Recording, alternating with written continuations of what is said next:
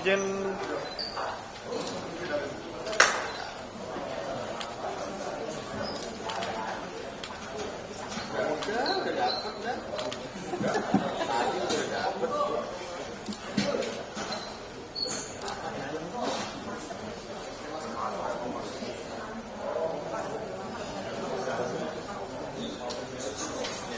Udah?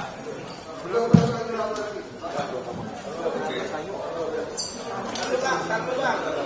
Ulang. Izin 1, 2, 1, 2.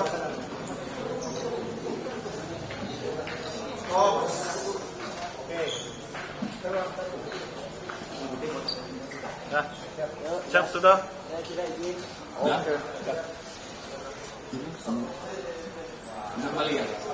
Balik.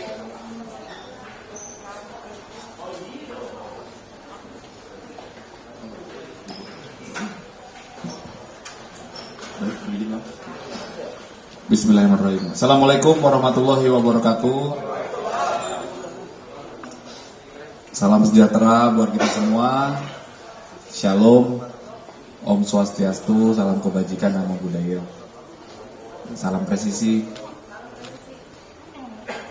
Yang kami hormati Bapak Direskrim Polda Metro Jaya beserta jajaran, hadir juga di sini Pak Wadir Reskrim kemudian Pak Kasubdit Jatanras selaku penyidik yang menangani, kemudian Kasubdit Penmas yang kami hormati, serta yang kami muliakan dan kami banggakan rekan-rekan jurnalis yang telah hadir sore hari ini.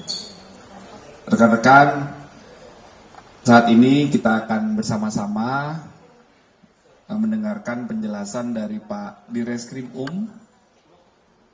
tentang proses pengungkapan oleh tim gabungan dari Direktorat Reskrim Polda Metro Jaya, Subdit Jatanras dengan Satreskrim Polres Metro Tangerang Kota. Beberapa waktu lalu ditemukan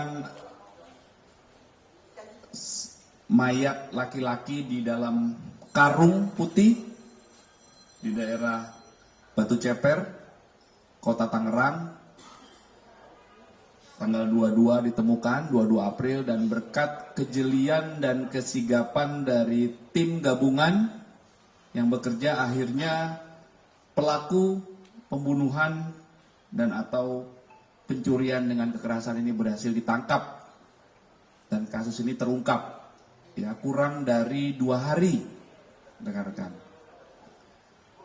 Karena ini merupakan komitmen dari Polda Metro Jaya, ya Bapak Kapolda Metro Jaya senantiasa mengingatkan terus ke jajaran agar memberikan perlindungan kepada masyarakat, memelihara Kamtipmas, dan mengungkap kasus-kasus yang terjadi dan menindaklanjuti setiap laporan yang masuk ke Polda Metro Jaya dan jajaran.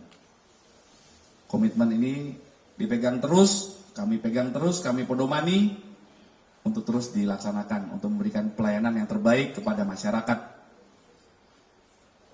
Selanjutnya, rekan-rekan, kita akan sama-sama mendengarkan penjelasan dari Pak Direskrim tentang pengungkapan kasus ini. Kami persilakan, Pak Dir. Terima kasih. Bismillahirrahmanirrahim.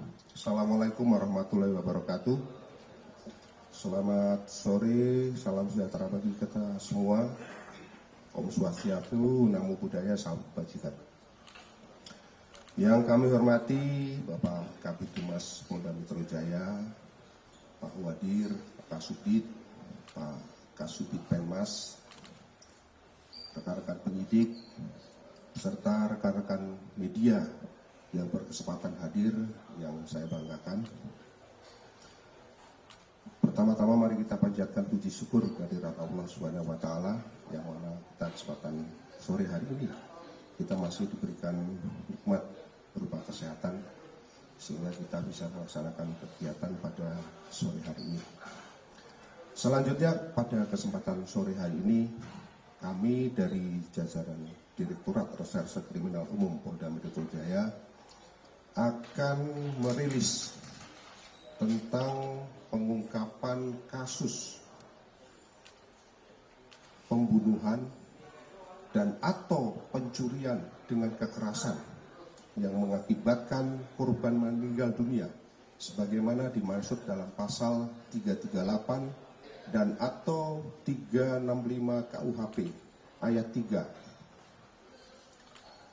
Perlu kami sampaikan bahwa pada awalnya kasus ini terjadi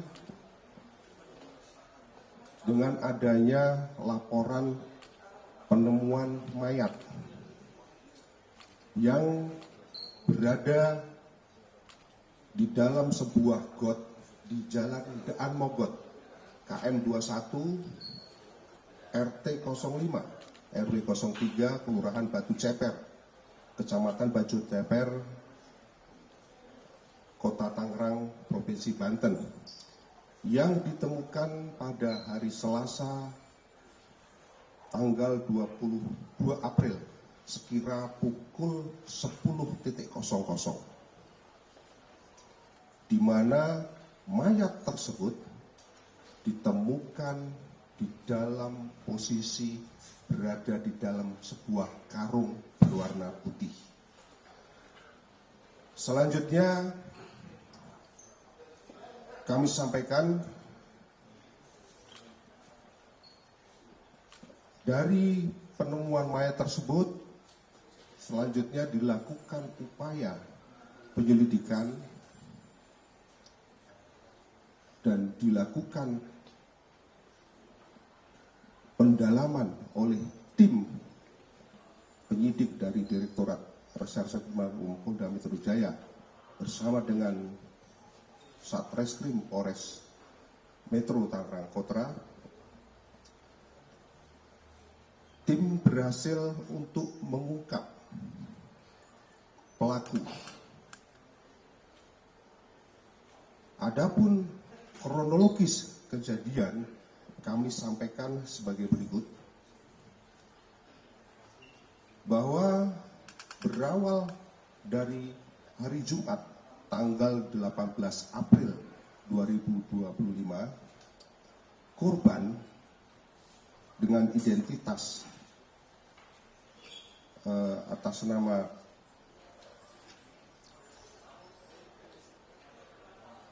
Ali Bashar alias Aldi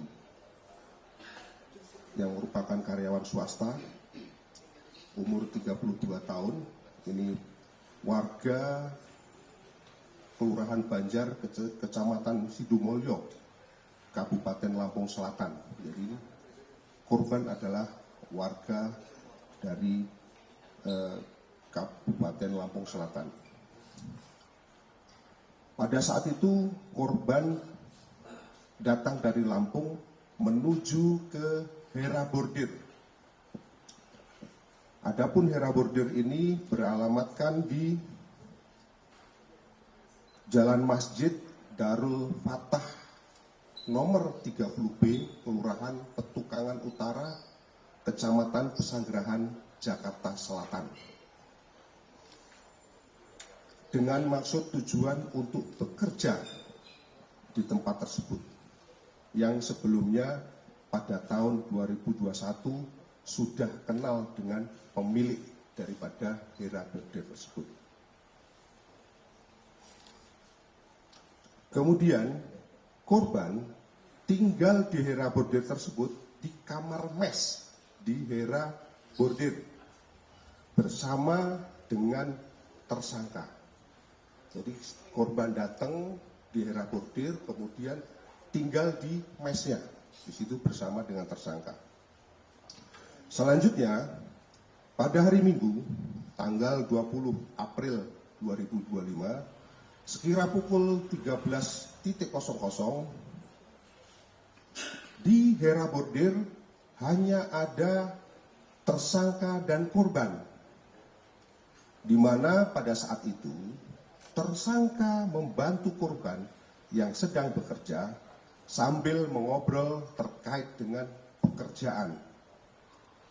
Namun pada saat melakukan pembicaraan atau pada saat ngobrol, tersangka merasa tersinggung karena korban merasa acuh ataupun mengacuhkan obrolan daripada tersangka.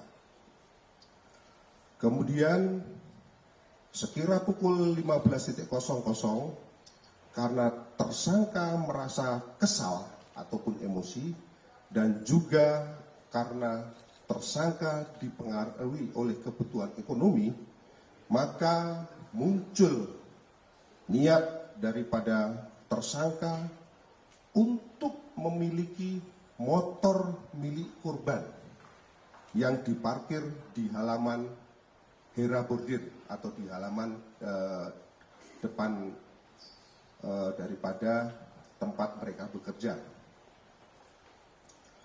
Kemudian selanjutnya tersangka sempat mengecek motor milik korban yang terparkir di halaman depan Hera Bordir.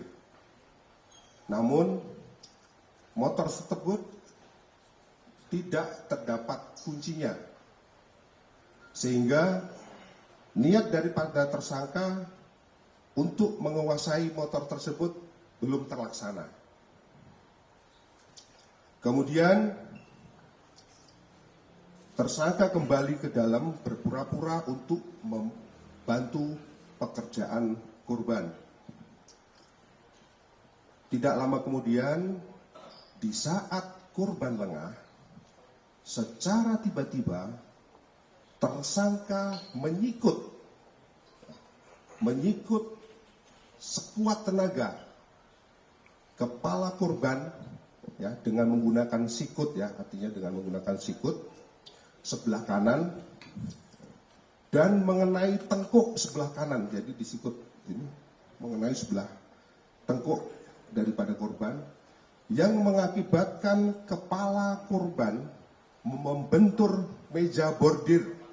Ya, jadi akibat sikutannya itu kepala korban membentur meja bordir, yang kemudian mengakibatkan korban jatuh tersungkur di lantai. Pada saat korban dalam kondisi lemas dan berusaha untuk berdiri, tersangka kembali membenturkan kepala korban sebanyak 3 kali ke arah lantai. Setelah itu, tersangka menggunakan sebuah besi shock breaker motor. Ya, jadi nanti besi shock breaker motor, yaitu besinya saja yang sudah dilepas pernya, yang terletak di atas meja. Jadi besi shock breaker tadi terletak di atas meja, memukul leher kanan korban sebanyak 2 kali. Jadi dengan besi shock breaker itu memukul leher kanan korban sebanyak 2 kali. Setelah itu, tersangka memegang piring bekas yang berada di dekat tersangka dan kembali memukulkan piring tersebut ke arah kepala daripada korban yang mengakibatkan piring tersebut pecah. Kemudian tersangka kembali menggunakan besi shockbreaker untuk memukul leher korban sebanyak 2 kali. Dilanjutkan memukul kepala korban secara acak sebanyak 5 kali. Setelah itu, tersangka mengambil pisau yang ada di dekat daripada tersangka dan menyayat pada bagian ibu jari, kemudian jari tengah kanan dan jari tangan sebelah kiri daripada korban, dengan maksud ataupun dengan tujuan untuk memastikan bahwa apakah korban itu masih keadaan hidup atau sudah meninggal dunia.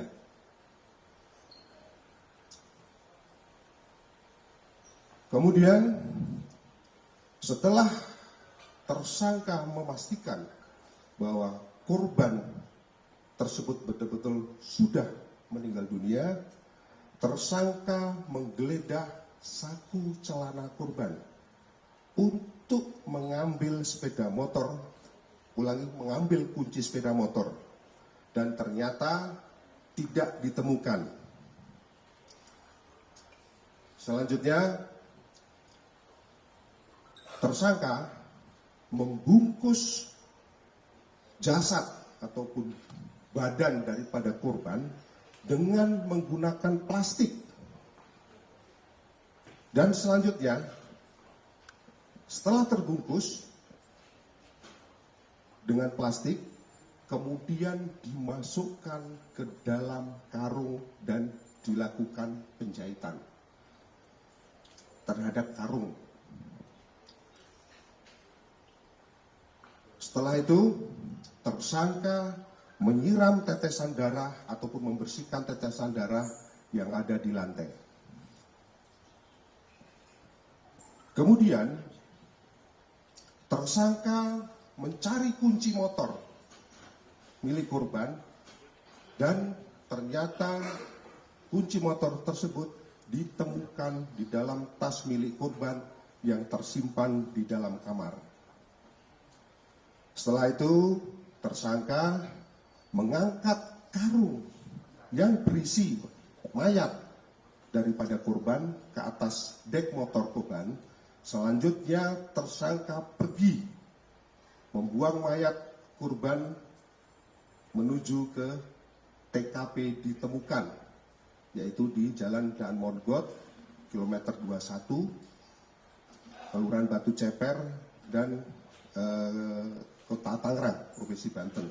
Alhamdulillah sempat terekam di sini bahwa pada saat tersangka mengangkut jenazah, jadi kelihatan ini diangkut di tengah-tengah, jadi posisinya dari tengah. Mungkin nanti akan kami tunjukkan lebih lanjut ketika nanti pada saat menunjukkan barang bukti. Selanjutnya, rekan-rekan sekalian, dari serangkaian hasil penyelidikan yang dilakukan oleh tim penyidik dari Subdit Jataras Polda Metro Jaya melalui mengumpulkan keterangan saksi, kemudian menganalisa dari petunjuk maupun alat bukti dan barang bukti yang ada, tim berhasil mengidentifikasi tersangka. Dan alhamdulillah tersangka berhasil ditangkap pada hari Rabu tanggal 23 April 2025 sekira pukul 16.00 waktu ataupun tempat penangkapannya, yaitu di Gang Wakaf, Kelurahan Penanggungan Utara, Kecamatan Pinang, Kota Tangerang. Perlu kami sampaikan bahwa waktu kejadian ini terjadi pada tanggal 20 April ya. Kemudian ditemukan itu sekitar tanggal 22 jam 10. Setelah ditemukan, tim penyidik melakukan penyelidikan. Alhamdulillah tidak sampai 48 jam tim berhasil melakukan identifikasi dan melakukan penangkapan terhadap pelaku. Adapun pelaku ini adalah dengan inisial N alias R. Ini merupakan warga Pandeglang.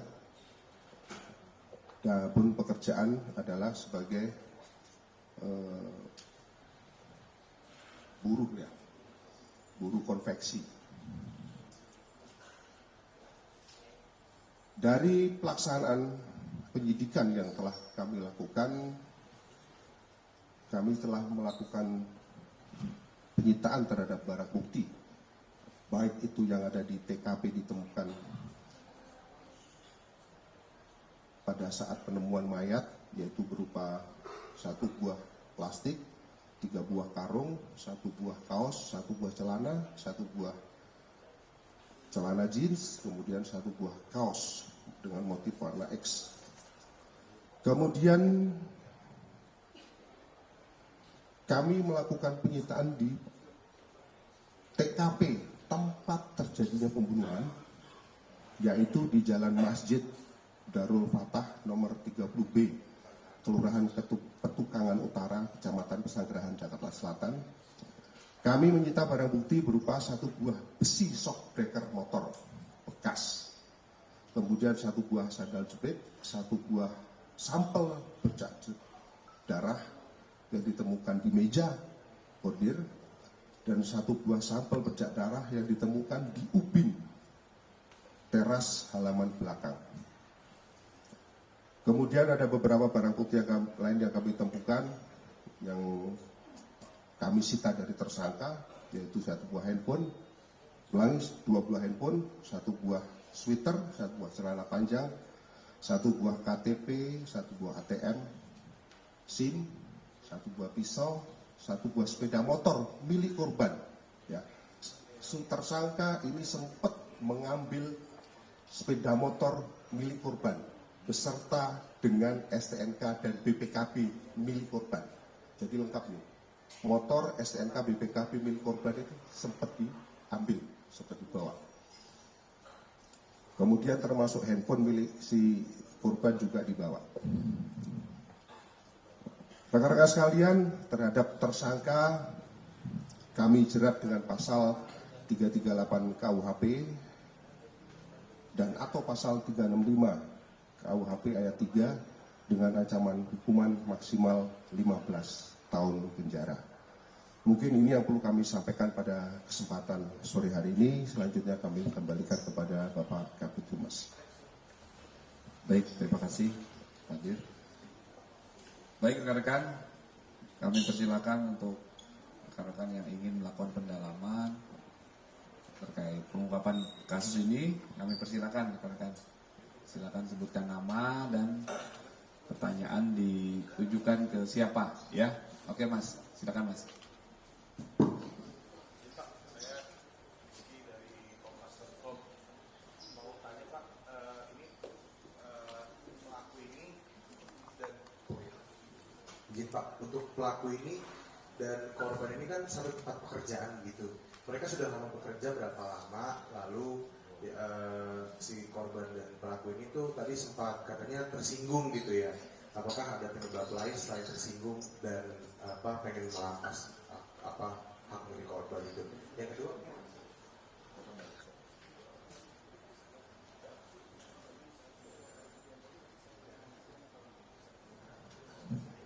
izin Pak, untuk tadi kan sempat sidik jari korban itu disayat gitu dengan pisau. Apakah itu memang bertujuan untuk menghilangkan identitas korban atau gimana? Terima kasih. Terima kasih. Mohon izin kami coba jelaskan pertanyaan dari Kompas.com. Yang pertama adalah terkait apakah korban dan tersangka adalah berteman dan sudah berapa lama. Korban dan tersangka baru ketemu pada saat tersangka kerja di tempat tersebut, yaitu datang dari Lampung tanggal 18, tanggal 19 mulai kerja, kemudian tanggal 22 kejadian. Jadi untuk korban dan tersangka baru bertemu pada tanggal 19 tersebut. Namun korban dengan pemilik dari konveksi tersebut, dengan saksi pemilik konveksi tersebut itu sudah lama kenalan. Jadi setelah Lebaran korban menghubungi pemilik, kemudian pemilik konveksi tersebut mengajak untuk kerja di tempat tersebut. Itu yang pertama. Kemudian yang kedua,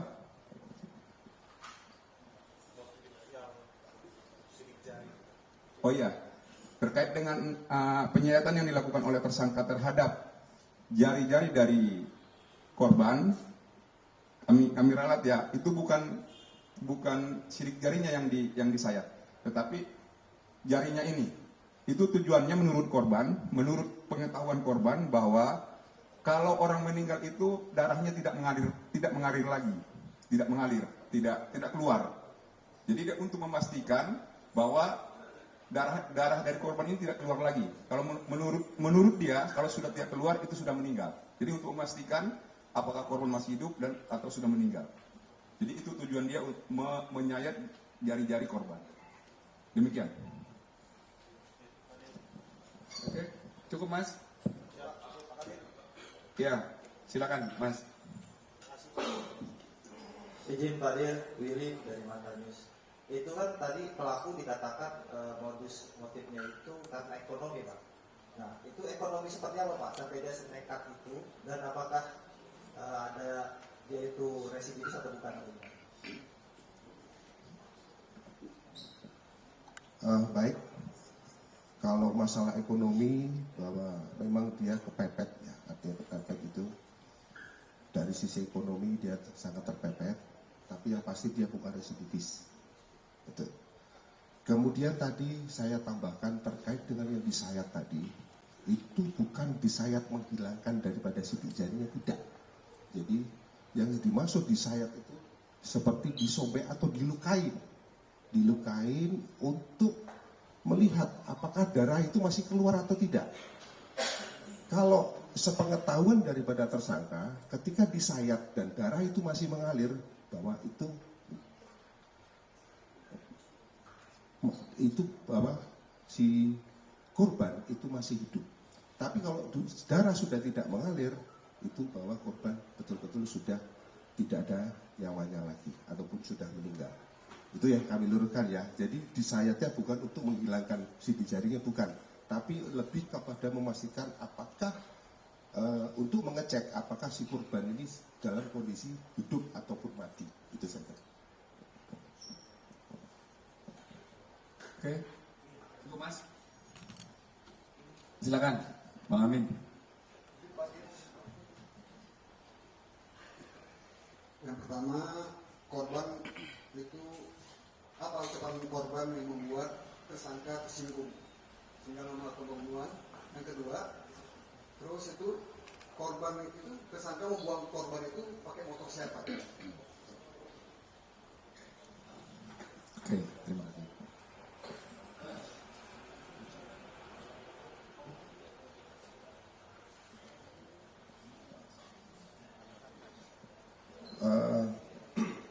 Ini dari hasil pemeriksaan sementara terhadap si tersangka, bahwa si tersangka ini atau si korban, menurut pengakuan tersangka, si korban ini kalau berkata-kata agak songong. Yang pertama. Yang kedua, bahwa si korban ini merasa pinter. Jadi seolah-olah si tersangka ini harus sedikit diajari, padahal si tersangka ini dulu pernah bekerja juga di situ. Jadi merasa tersinggung di situ. Kemudian yang kedua, motor yang dipakai untuk angkat ini adalah motor milik si korban.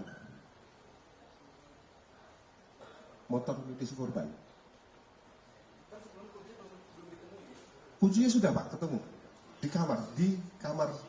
di dalam tas milik korban. Kan itu setelah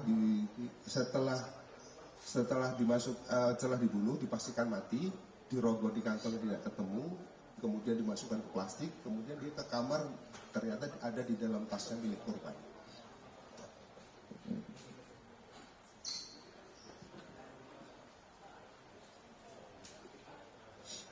Oke, ya, Bang Toman silakan.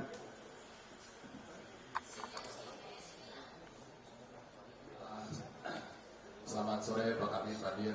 Saya Thomas dari Kumparan.com. Ada dua pertanyaan. Yang pertama ini mempertegas tadi pertanyaan yang soal jari dan juga pernyataan dari Pak Dir. Kalau dari pengakuan pelaku itu melakukan penyayatan di jari-jari itu adalah untuk melihat dia apakah masih hidup apa enggak ya. Karena sepemahaman dia kalau darah itu nggak ngalir berarti dia udah mati. Meskipun tadi Bapak sebut dia bukan residivis, apakah dia ada pengalaman terkait melakukan pembunuhan atau segala macamnya gitu, sampai dia ada pikiran itu, mungkin itu boleh diperjelas. Terus yang kedua, pemilihan tempat pembuangan yang dilakukan di Dan Mogot kilometer 21 itu, dia pilih secara random, apakah memang ada udah dia siapkan atau bagaimana? Itu aja Pak, terima kasih. Baik, terkait yang pertama tadi agar dipertegas, ya. Apakah dia ada pengalaman dan sebagainya? Untuk sementara belum ada, tapi akan kami dalami lebih lanjut. Kemudian untuk pemilihan tempat pembuangan tentunya ini secara random, karena ini kan tempat yang di tempat ditemukan ini agak sepi, jadi mungkin di tempat yang agak sepi. Oke, terima kasih.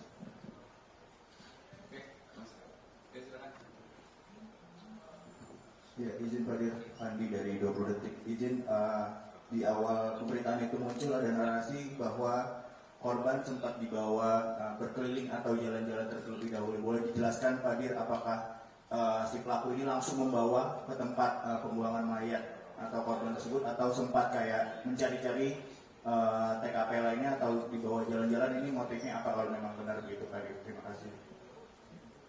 Oh ya, sama satu lagi. Motor itu kan tadinya diincar untuk dijual begitu, untuk mendapatkan uang.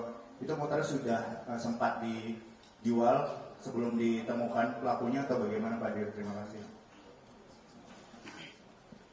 Baik, terkait dengan apakah pada saat itu tersangka membawa jenazah muter-muter atau langsung, kami sampaikan bahwa hasil pemeriksaan keterangan sementara bahwa itu langsung direct, ya, langsung dari tempat sambil jalan lurus saja ketemu tempat agak sepi langsung dibuang. Itu hasil pemeriksaan. Kemudian yang kedua terkait dengan barang bukti motor, kemarin dari hasil setelah kita nangkep tersangka, kemudian kita lakukan pendalaman terhadap barang bukti masih disimpan di suatu tempat kemarin, sehingga masih kita bisa berhasil menyita lengkap dengan STNK dan BPKB-nya. Gitu. Jadi kemungkinan nanti akan dijual, tapi ini belum sempat dijual, tapi sudah disimpan di suatu tempat.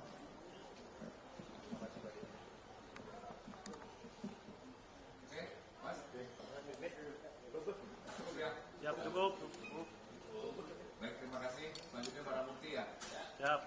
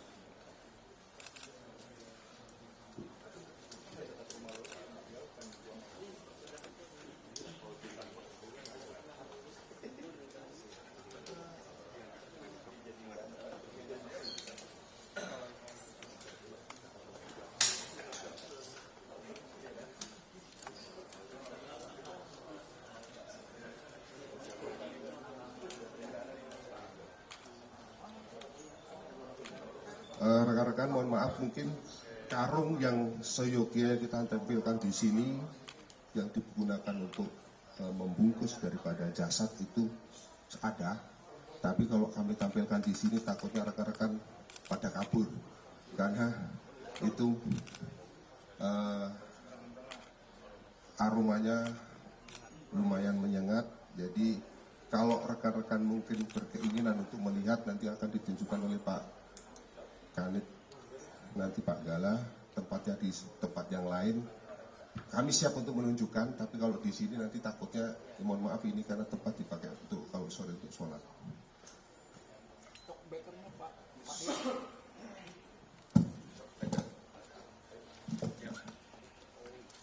Ini bekas shock breaker ini.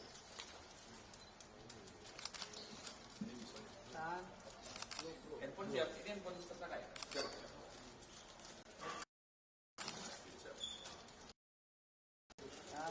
Izin tengah dulu.